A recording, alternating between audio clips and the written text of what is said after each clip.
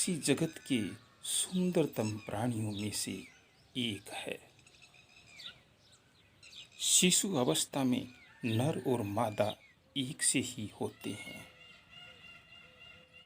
बड़ी होने पर मयूरी की गर्दन हरी और मयूर की गर्दन गहरी नीली हो जाती है। मयूर की दुम पर लंबे रंगीन पक्ष निकलते हैं, मादा के नहीं। मोर मानव बस्ती में या मानव बस्तियों के आसपास का रहवासी पक्षी है। इसके आहार में अंकुरित बीज, कच्ची वनस्पति, कोंपलें, पत्तियां, फल और पुष्प हैं। ये कीड़े मकोड़े समेत अपनी पकड़ में आने वाले चूहे, सांप जैसे जानवरों को भी भक्षण कर लेता है। सारंग ने सारंग भयो, सारंग बोलो आय, जे मुख से सारंग कहूँ तो मुख का सारंग जाए, कहावत भी है। मजबूत पैर पंजे, लंबी नीलाभ गर्दन, कलंगीदार सिर व सुंदर पूंछ वाला ये बस्तीय पक्षी अधिकार पूर्वक घर ग्वाड़ी में पहुंचकर दाना पानी ग्रहण कर लेता है। ये देखिए, ग्वाड़ी के अंदर दाना दिया गया है। आहार और विहार के लिए यह समूह में भी निकलता है।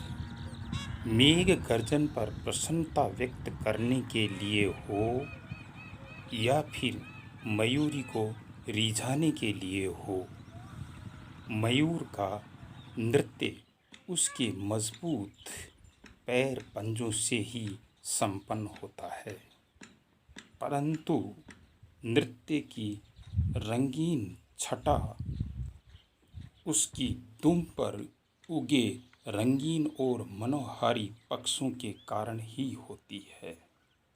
नृत्य में भाव विभोर मयूर कभी वामाव्रत और कभी दक्षिणाव्रत घूमता है, तो किसी भी प्रकार की आवाजाही की परवाह नहीं करता है।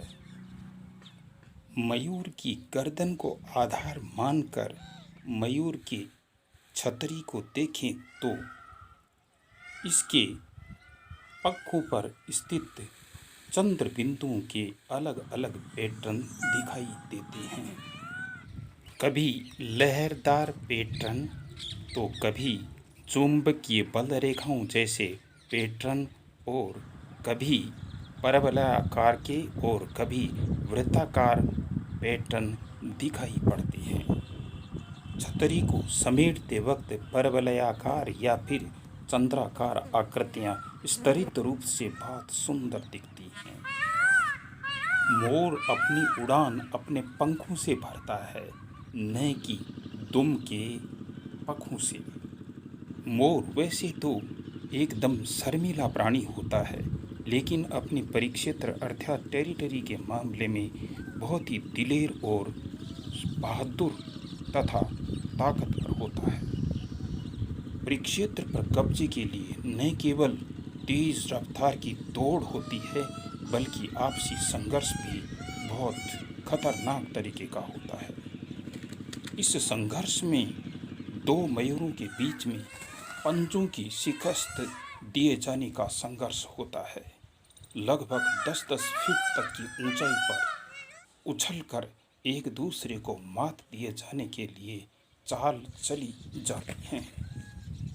यह संघर्ष किसी भी स्थान पर हो सकता है, किसी भी समय, चाहे जमीन हो, चाहे छत हो, या फिर ये किसी पेड़ के ऊपर भी क्यों न हो।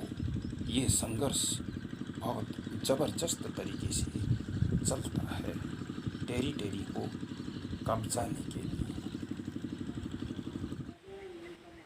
चोंच से गर्दन मरोड़ने या फिर पंजे से पीठ पर वार करने का यह प्रयास रात तक अंधेरा होने तक जारी रह सकता है।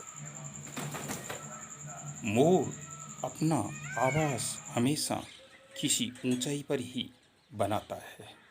हाँ, ये बात ज़रूर है कि दिन के वक्त वह आराम जमीन पर भी कर लेता है। जमीन पर वो आराम ही नहीं करता है बल्कि रेत स्नान भी करता है, जिससे अपने आप को तरोताज़ा महसूस करता है या फिर पंखों के बीच में फंसे किसी प्रकार की गंदगी को दूर कर सकता है। यह छाया के बजाय धूप में बैठकर रेत स्नान करता है। यही कारण है कि नाचता हुआ मयूर ही नहीं बल्कि आराम करता हुआ मयूर भी मनोहारी नजर आता है।